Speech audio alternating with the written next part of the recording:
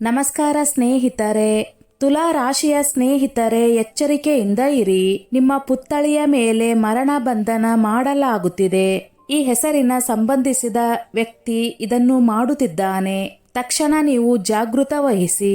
ನಿಮ್ಮ ಮನೆಯಲ್ಲಿ ಅತಿ ದೊಡ್ಡ ಶತ್ರು ಅಡಗಿ ಕುಳಿತಿದ್ದಾನೆ. ಅವರು ಕಳೆದ 13 ವರ್ಷಗಳಿಂದ ತಾಂತ್ರಿಕ ಕ್ರಿಯೆಗಳನ್ನು ಮಾಡುತ್ತಾ ಬರುತ್ತಿದ್ದಾರೆ. ಈ ಶತ್ರು ನಿಮ್ಮ ಹಣ, ಕುಟುಂಬ, ಸಂತೋಷ ಎಲ್ಲವನ್ನೂ ಬಂಧಿಸಿ ಇಟ್ಟಿದ್ದಾನೆ. ಅದಕ್ಕಾಗಿ ನೀವು ಜೀವನದಲ್ಲಿ ಮುಂದೆ ಸಾಗಲು ಸಾಧ್ಯ ಆಗುತ್ತಿಲ್ಲ, ಪ್ರಗತಿ ಕಾಣುತ್ತಿಲ್ಲ.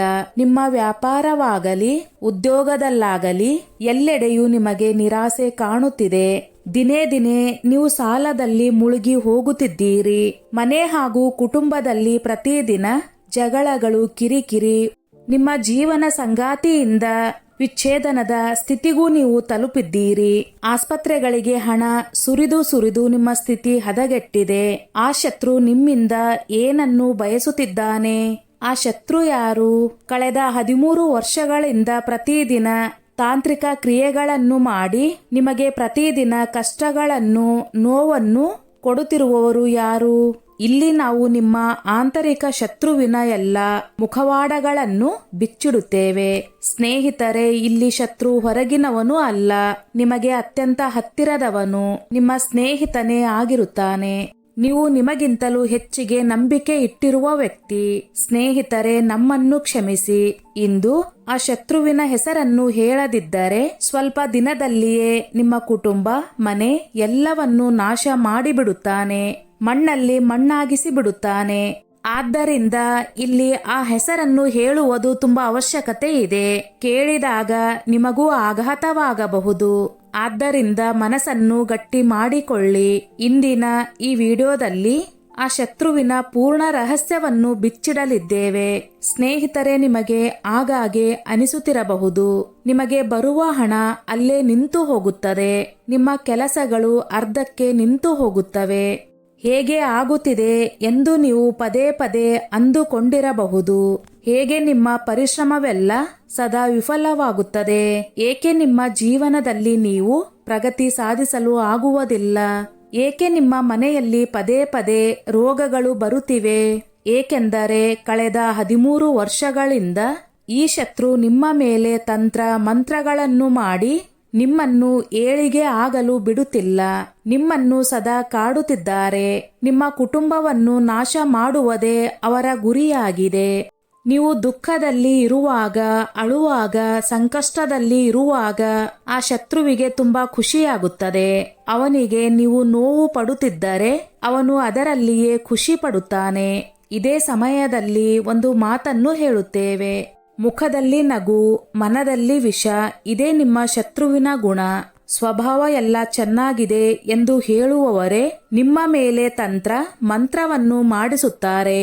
ಹೊರಗಿನ ಶತ್ರು ನಿಮ್ಮನ್ನು ಹೊರಗಿನಿಂದಲೇ ಎದುರಿಸುತ್ತಾನೆ. ಆದರೆ ಮನೆಯಲ್ಲೇ ಇರುವ ಶತ್ರು ನಿಮ್ಮನ್ನು ತಂತ್ರ ಮಂತ್ರಗಳಿಂದ ನಿಮ್ಮ ಮೇಲೆ ದಾಳಿ ಮಾಡಲು ಪ್ರಯತ್ನ ಪಡುತ್ತಾನೆ. ಅವನು ಮಾಡುವಾಗ ದಾಳಿ ನಮಗೆ ಗೊತ್ತಾಗುವುದೇ ಇಲ್ಲ. ಆದರೆ ನಾವು ನೋವನ್ನು ಅನುಭವಿಸುತ್ತಿರುತ್ತೇವೆ. ಆದರೆ ಕಾರಣ ಏನೆಂದು ನಮಗೆ ಗೊತ್ತಾಗುವುದೇ ಇಲ್ಲ. ಮೇಲ್ನೋಟಕ್ಕೆ ಅವನು ನಿಮ್ಮನ್ನು ಅಣ್ಣ, ತಮ್ಮ ಎಂದು ಸಂಬೋಧಿಸುತ್ತಾನೆ. ಸ್ನೇಹಿತರೆ, ಇವರಿಂದಾಗಿ ನೀವು ಸಾಕಷ್ಟು ಕಷ್ಟಗಳನ್ನು ಅನುಭವಿಸಿದ್ದೀರಿ. ಆದರೆ ಇನ್ನೂ ಸಾಕು. ನೀವು ಅನೇಕ ಬಾರಿ ನೀವು ದೇವರನ್ನು ಕೂಡ ದೂರುತ್ತೀರಿ. ನಿಮ್ಮ ವಿಧಿಯನ್ನು, ನಿಮ್ಮ ಅದೃಷ್ಟವನ್ನು ಹಾಗೂ ಗ್ರಹ ನಕ್ಷತ್ರಗಳನ್ನು ಕೂಡ ದೂರುತ್ತೀರಿ. ಕೆಲವೊಮ್ಮೆ ನಿಮ್ಮ ಮೇಲೆ ನೀವೇ ಕೋಪಗೊಳ್ಳುತ್ತೀರಿ. ಆದರೆ ಸಮಸ್ಯೆ ಅಲ್ಲಿ ಎಲ್ಲಿಯೂ ಇಲ್ಲ. ಸಮಸ್ಯೆ ಎಲ್ಲಿದೆ ಎಂದರೆ ನಿಮ್ಮ ಸುತ್ತಮುತ್ತಲೇ ಇರುವ ನಿಮಗೆ ಅತ್ಯಂತ ಸಂಬಂಧಿಯಾಗಿರುವ ವ್ಯಕ್ತಿಯ ಬಳಿಯೇ ಇರುತ್ತದೆ. ಅವರು ಪ್ರತಿದಿನ ನಿಮ್ಮ ಸುತ್ತಮುತ್ತಲೇ ಓಡಾಡುತ್ತಾ ನಿಮಗೆ ಗೊತ್ತಾಗದಂತೆ ಕದ್ದು ಮುಚ್ಚಿ ನಿಮ್ಮ ಮೇಲೆ ಪ್ರಹಾರ ಮಾಡುತ್ತಾರೆ. ಕೆಲವೊಮ್ಮೆ ತಂತ್ರ ಮಂತ್ರಗಳಿಂದ, ಕೆಲವೊಮ್ಮೆ ನಿಮ್ಮ ಮೇಲೆ ಸುಳ್ಳು ಅಪವಾದಗಳನ್ನು ಹಬ್ಬಿಸುತ್ತಾರೆ. ಆದರೆ ಯಾರು ಹಬ್ಬಿಸಿದ್ದಾರೆ ಎನ್ನುವುದು ನಿಮಗೆ ಗೊತ್ತೇ ಆಗುವುದಿಲ್ಲ. ಈ ಜನರು ನಿಮ್ಮ ಮುಂದೆ ನಿಮ್ಮವರಂತೆ ನಟಿಸುತ್ತಾರೆ. ಅಷ್ಟು ಬುದ್ಧಿವಂತರಾಗಿರುತ್ತಾರೆ. ತಮಗೆ ಗೊತ್ತೇ ಇಲ್ಲ ಎನ್ನುವಂತೆ ನಟಿಸುತ್ತಾರೆ. ನಿಮ್ಮನ್ನು ಹೊರಗಡೆ ಸಮಾಧಾನ ಮಾಡುತ್ತಾರೆ. ಆದರೆ ಒಳಗಡೆ ನಗುತ್ತಿರುತ್ತಾರೆ. ನಿಮಗೆ ಗೊತ್ತಾಗದಂತೆ ಹೊರಗಿನಿಂದ ನಿಮ್ಮ ಮೇಲೆ ದಾಳಿ ಮಾಡುತ್ತಾರೆ. ಇದು ಈಗಿನ ಮಾತಲ್ಲ. ತುಂಬಾ ವರ್ಷಗಳಿಂದ ನೀವು ಅವರಿಂದ ಕಷ್ಟವನ್ನು ಅನುಭವಿಸುತ್ತಿದ್ದೀರಿ. ನೀವು ಹಲವು ವರ್ಷಗಳಿಂದ ಸಾಕಷ್ಟು ಪ್ರಯತ್ನಗಳನ್ನು ಮಾಡುತ್ತಿದ್ದೀರಿ ಯಶಸ್ವಿ ಆಗಲು. ಆದರೆ ಪ್ರತಿ ಬಾರಿಯೂ ನಿಮ್ಮ ಪ್ರಯತ್ನ ವಿಫಲವಾಗುತ್ತಿದೆ ಮತ್ತು ನೀವು ಅಂದುಕೊಂಡ ಗುರಿಯನ್ನು ತಲುಪಲು ಸಾಧ್ಯ ಆಗುತ್ತಿಲ್ಲ. ಮನೆಯಲ್ಲಿಯೇ ಸಮಸ್ಯೆಗಳು ಎದುರಾಗುತ್ತವೆ, ಒಂದರ ಮೇಲೆ ಒಂದರಂತೆ. ಏಕೆಂದರೆ ನಿಮ್ಮ ಆಪ್ತ ಶತ್ರು ನಿಮ್ಮ ಒಂದೊಂದೇ ದಾರಿಯನ್ನು ಬಂಧಿಸುತ್ತಾ ಬಂದಿದ್ದಾನೆ. ಮನೆಯಲ್ಲಿ ಸಣ್ಣ ಪುಟ್ಟ ಸಂತೋಷಗಳು ಉಂಟಾದರೂ ತಕ್ಷಣವೇ ಅದು ದುಃಖವಾಗಿ ಪರಿಣಮಿಸುತ್ತದೆ. ನಿಮ್ಮ ಸಂತೋಷವನ್ನು ಅವರಿಂದ ನೋಡಲು ಸಾಧ್ಯ ಆಗುವುದಿಲ್ಲ. ಆದ್ದರಿಂದ ತಕ್ಷಣವೇ ನಿಮ್ಮ ಮೇಲೆ ಅವನು ತನ್ನ ಕುತಂತ್ರ ಬುದ್ಧಿ ಪ್ರಯೋಗವನ್ನು ಮಾಡುತ್ತಾನೆ. ಆಗ ತಕ್ಷಣವೇ ನಿಮ್ಮ ಮನೆಯಲ್ಲಿ ಯಾರಿಗಾದರೂ ಹುಷಾರಿಲ್ಲದಂತೆ ಆಗುವುದು, ನಿಮ್ಮ ಮನಸ್ಸಿಗೆ ನೋವಾಗುವುದು, ಖರ್ಚು ಹೆಚ್ಚಾಗುವ ಸಂಭವ ಹೆಚ್ಚಾಗುತ್ತದೆ. ನೀವು ಎಷ್ಟೇ ಕಷ್ಟಪಟ್ಟು ಹಣ ಸಂಪಾದನೆ ಮಾಡಿದರೂ ಕೂಡ ನಿಮ್ಮ ಕೈಯಲ್ಲಿ ಹಣ ನಿಲ್ಲುವುದಿಲ್ಲ.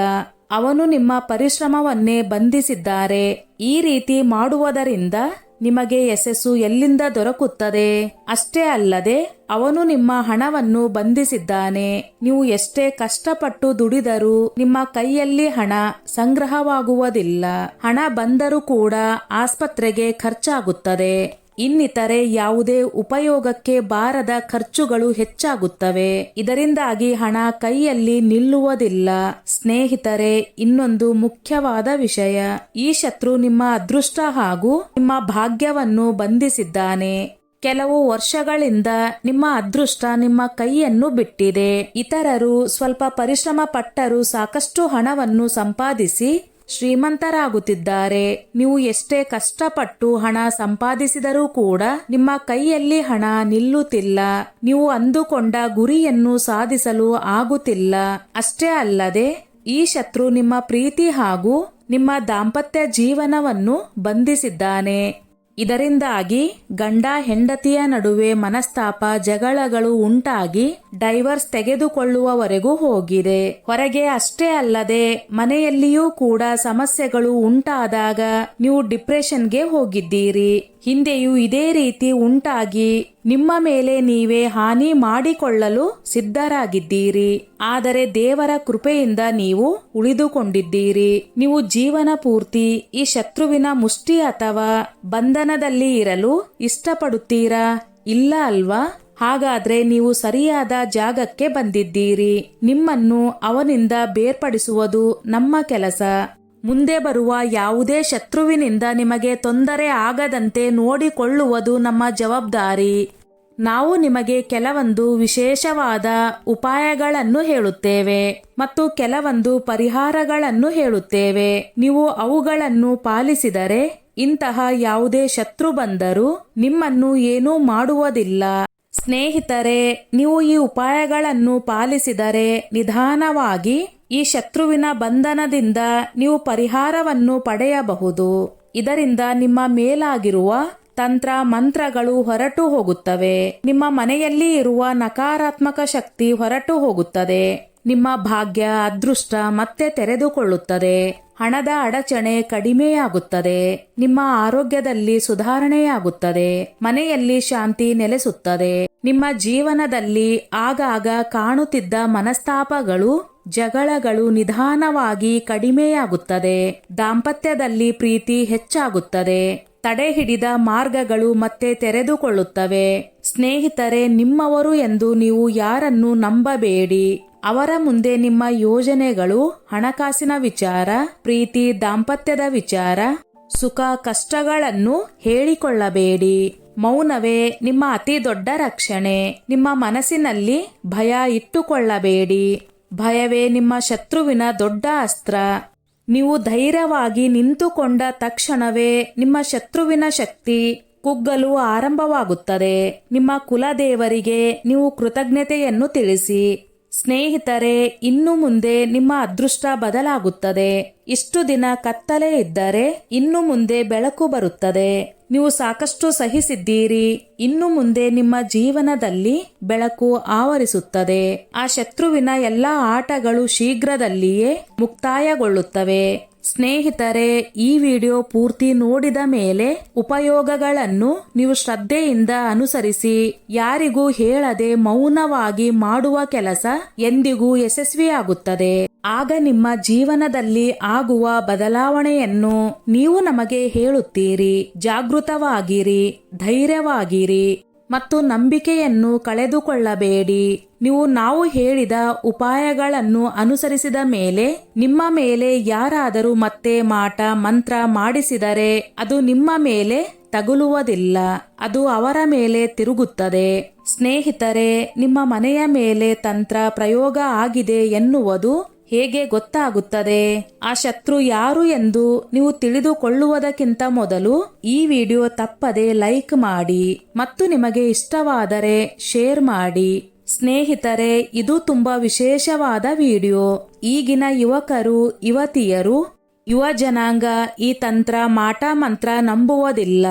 ಆದರೆ ಸ್ನೇಹಿತರೆ, ನೀವು ಈ ಜಗತ್ತಿನಲ್ಲಿ ಸಕಾರಾತ್ಮಕತೆ ಇದೆ ಎಂದರೆ ನಕಾರಾತ್ಮಕತೆಯು ಅದರ ಜೊತೆ ಇದ್ದೇ ಇರುತ್ತದೆ. ಪಾಸಿಟಿವ್ ಎನರ್ಜಿಯ ಜೊತೆ ನೆಗೆಟಿವ್ ಎನರ್ಜಿ ಕೂಡ ಇರುತ್ತದೆ. ದೇವರು ಇದ್ದರೆ ರಾಕ್ಷಸರು ಇರುತ್ತಾರೆ, ಮನುಷ್ಯರು ಇದ್ದರೆ ಪ್ರೇತಾತ್ಮಗಳು ಇರುತ್ತವೆ. ಪ್ರತಿಯೊಂದು ವಿಷಯಕ್ಕೂ ಎರಡು ಶಕ್ತಿಗಳಿವೆ, ಒಂದು ನಕಾರಾತ್ಮಕ, ಇನ್ನೊಂದು ಸಕಾರಾತ್ಮಕ. ತಂತ್ರಶಕ್ತಿ ನಡೆಯುತ್ತದೆ, ಮಾಟ ಮಂತ್ರ ನಡೆಯುತ್ತದೆ, ಕೆಟ್ಟ ದೃಷ್ಟಿ, ಕೆಟ್ಟ ಮಾತುಗಳು ನಡೆಯುತ್ತವೆ. ಪ್ರಾರಂಭದಲ್ಲಿ ವ್ಯಕ್ತಿ ಇದನ್ನೆಲ್ಲ ತಳ್ಳಿ ಹಾಕುತ್ತಾನೆ, ಸೀರಿಯಸ್ ಆಗಿ ತೆಗೆದುಕೊಳ್ಳುವುದಿಲ್ಲ. ನಂತರ ಕಷ್ಟಗಳು, ದುಃಖಗಳು ಹೆಚ್ಚಾಗುತ್ತಾ ಹೋದಂತೆ ನನ್ನ ಜೊತೆ ಏನೋ ನಡೆಯುತ್ತಿದೆ ಎಂದು ಅರ್ಥ ಮಾಡಿಕೊಳ್ಳುತ್ತಾನೆ. ಆಗ ನೀವು ಅಂದುಕೊಳ್ಳುತ್ತೀರಿ, ದೇವರು ಎಷ್ಟೊಂದು ಕಠಿಣವಾಗಿ ನನಗೆ ಶಿಕ್ಷೆಯನ್ನು ಕೊಡುವುದಿಲ್ಲ. ಯಾವ ಗ್ರಹಗಳು ಕೂಡ ಇಷ್ಟೊಂದು ಕಠೋರವಾಗಿ ನಡೆದುಕೊಳ್ಳುವುದಿಲ್ಲ. ಆದ್ದರಿಂದ ಸ್ನೇಹಿತರೆ, ನೀವು ಇಂತಹ ಕಷ್ಟಗಳಿಂದ ದೂರ ಇರಬೇಕು ಎಂದು ಬಯಸಿದರೆ 3 ಬಾರಿ ಜೈ ಶನಿದೇವ ಎಂದು ಕಮೆಂಟ್ ಮಾಡಿ. ಆ ದೇವರು ಎಲ್ಲಾ ಕಷ್ಟಗಳಿಂದ ನಿಮ್ಮನ್ನು ರಕ್ಷಣೆ ಮಾಡುತ್ತಾನೆ. ನಿಮ್ಮ ಮನೆಯಲ್ಲಿ ಪದೇ ಪದೇ ಗಾಜಿನ ವಸ್ತುಗಳು ಒಡೆಯುತ್ತಿದ್ದರೆ, ನಿಮ್ಮ ಮನೆಯಲ್ಲಿರುವ ದುಬಾರಿ ವಸ್ತುಗಳು ಮುರಿಯುತ್ತಿದ್ದರೆ ಹಾಗೂ ನಿಮ್ಮ ಮನೆಯಲ್ಲಿ ಇರುವವರಿಗೆ ಪದೇ ಪದೇ ಗಾಯ ಆಗುತ್ತಿದ್ದರೆ ಇದು ತಂತ್ರ ಮಾಟ ಮಂತ್ರದ ಸೂಚನೆ. ಪದೇ ಪದೇ ಅಪಘಾತಗಳು ಸಂಭವಿಸುವುದು ಕೂಡ ಇದರ ಸೂಚನೆಯಾಗಿದೆ. ಮನೆಯ ಗಿಡಗಳು, ಮನಿ ಪ್ಲಾಂಟ್, ತುಳಸಿ ಗಿಡಗಳು ಒಣಗುತ್ತಿದ್ದರೆ ನಕಾರಾತ್ಮಕ ಶಕ್ತಿ ಮನೆಗೆ ಪ್ರವೇಶ ಮಾಡಿದೆ ಎಂದರ್ಥ. ಯಾವುದೇ ಒಳ್ಳೆಯ ಕೆಲಸಗಳನ್ನು ಮಾಡುತ್ತಿದ್ದರೆ ಅಡ್ಡಿಗಳು ಬರುತ್ತಿದ್ದರೆ, ಮಕ್ಕಳು ಪದೇ ಪದೇ ಅನಾರೋಗ್ಯಕ್ಕೆ ಒಳಗಾಗುತ್ತಿದ್ದರೆ, ಮಕ್ಕಳು ಹಠ ಮಾಡುತ್ತಿದ್ದರೆ, ಮಕ್ಕಳು ಹೆದರುತ್ತಿದ್ದರೆ, ಮನೆಯಲ್ಲಿ ಅಶಾಂತಿ, ಕೆಟ್ಟ ಕನಸುಗಳು, ಮನೆಯಲ್ಲಿ ಕೆಟ್ಟ ವಾಸನೆ ಬರುತ್ತಿದ್ದರೆ ಇದೀಗ ನಿಮ್ಮ ಸುತ್ತಮುತ್ತಲೇ ಇರುವ ನಿಮ್ಮ ಹಿತಶತ್ರು ಯಾರು ಎಂದು. ಅವರು ನಿಮ್ಮ ಸಹೋದರ, ಸಹೋದರಿ, ನಿಮ್ಮ ಸಂಬಂಧಿ, ನೆರೆಹೊರೆಯವರು, ಸ್ನೇಹಿತ ಆಗಿರಬಹುದು. ಕಲಿಯುಗದಲ್ಲಿ ಯಾರ ಮೇಲೆಯೂ ನಂಬಿಕೆ ಇಡಬೇಡಿ.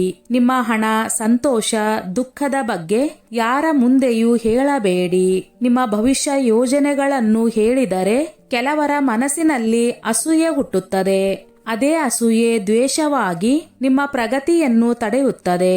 ಕೆಲವೊಮ್ಮೆ ನಿಮ್ಮ ಮನೆಗೆ ಬಂದು ಕಪ್ಪು ಸಾಸುವೆ, ಕತ್ತರಿಸಿದ ನಿಂಬೆ, ತಾಂತ್ರಿಕ ವಸ್ತುಗಳನ್ನು ಇಟ್ಟು ಹೋಗಬಹುದು ಅಥವಾ ಮಂತ್ರಗಳನ್ನು ಗುಟ್ಟಾಗಿ ಜಪಿಸಬಹುದು. ಇದರಿಂದಲೇ ನಿಮ್ಮ ಮನೆಯಲ್ಲಿ ಸಮಸ್ಯೆಗಳು ಆರಂಭವಾಗುತ್ತವೆ. ಆದ್ದರಿಂದಲೇ ಸಮಯಕ್ಕೆ ಸರಿಯಾಗಿ ಎಚ್ಚರ ವಹಿಸಿದರೆ ಎಲ್ಲವನ್ನೂ ನಿಲ್ಲಿಸಬಹುದು. ಸ್ನೇಹಿತರೆ, ಯಾರನ್ನು ನಂಬಬೇಡಿ. ನಿಮ್ಮ ಮಕ್ಕಳಿಗೆ ಹೇಳಿ, ಹೊರಗಿನವರು ಏನೇ ಕೊಟ್ಟರೂ ತಿನ್ನಬಾರದು ಎಂದು. ಮನೆ ಸ್ವಚ್ಛವಾಗಿರಲಿ. ಪ್ರತಿದಿನ ಧೂಪ, ದೀಪ, ಭಜನೆ, ಗಂಗಾಜಲ ಸಿಂಪಡಿಸಿ. ಇದೀಗ ಮಹತ್ವದ ಉಪಾಯ. ಯಾವುದಾದರೂ ಒಂದು ಮಂಗಳವಾರ 2 ಕೆಂಪು ಬಟ್ಟೆಯಲ್ಲಿ 2 ತೆಂಗಿನಕಾಯಿ ಹಾಗೂ 8 ರಿಂದ 10 ಕರ್ಪೂರ, ಇವುಗಳನ್ನು ಆಂಜನೇಯ ದೇವಸ್ಥಾನಕ್ಕೆ ತೆಗೆದುಕೊಂಡು ಹೋದಾಗ ಅಲ್ಲಿ ಯಾರೂ ಇರಬಾರದು. ಒಂದು ಮೂಲೆಯಲ್ಲಿ ನಿಂತುಕೊಂಡು ತೆಂಗಿನಕಾಯಿ ಮೇಲೆ ಕರ್ಪೂರವನ್ನು ಸುಡಬೇಕು. ನಂತರ 2 ತೆಂಗಿನಕಾಯಿ ಸಿಂಧೂರವನ್ನು ಹಚ್ಚಿ ಕೈಯಲ್ಲಿ ಹಿಡಿದುಕೊಂಡು ಓಂ ಹಂ ಹನುಮಂತೇ ನಮಃ ಎಂದು ಹೇಳಬೇಕು. ನಂತರ ಹನುಮಾನ್ ಚಾಲೀಸವನ್ನು ಪಠಿಸಬೇಕು. ನಂತರ ಮನೆಗೆ ತೆಂಗಿನಕಾಯಿಯನ್ನು ತೆಗೆದುಕೊಂಡು ಬಂದು ಕೆಂಪು ಬಟ್ಟೆಯಲ್ಲಿ ಕಟ್ಟಿ ಅದನ್ನು ಮನೆಯ ಬಾಗಿಲಿಗೆ ಕಟ್ಟಿ, ಇನ್ನೊಂದನ್ನು ಮನೆಯ ಮೇಲ್ಛಾವಣೆಗೆ ಕಟ್ಟಿ. ಇದರಿಂದ ಯಾವುದೇ ನಕಾರಾತ್ಮಕ ಶಕ್ತಿ ಮನೆಯನ್ನು ಪ್ರವೇಶಿಸುವುದಿಲ್ಲ. ಈಗಾಗಲೇ ನಿಮ್ಮ ಮೇಲಾಗಿರುವ ತಂತ್ರಕ್ರಿಯೆ ನಾಶವಾಗುತ್ತದೆ. ಸ್ನೇಹಿತರೆ, ಈ ನನ್ನ ಮಾಹಿತಿ ನಿಮಗೆ ಇಷ್ಟವಾಗಿದ್ದಲ್ಲಿ ದಯವಿಟ್ಟು ಶೇರ್ ಮಾಡಿ, ಲೈಕ್ ಮಾಡಿ ಮತ್ತು ಸಬ್ಸ್ಕ್ರೈಬ್ ಮಾಡಿ. ಸ್ನೇಹಿತರೆ, ಈ ವಿಡಿಯೋ ತುಲಾ ರಾಶಿಯವರಿಗೆ ತಪ್ಪದೆ ಶೇರ್ ಮಾಡಿ.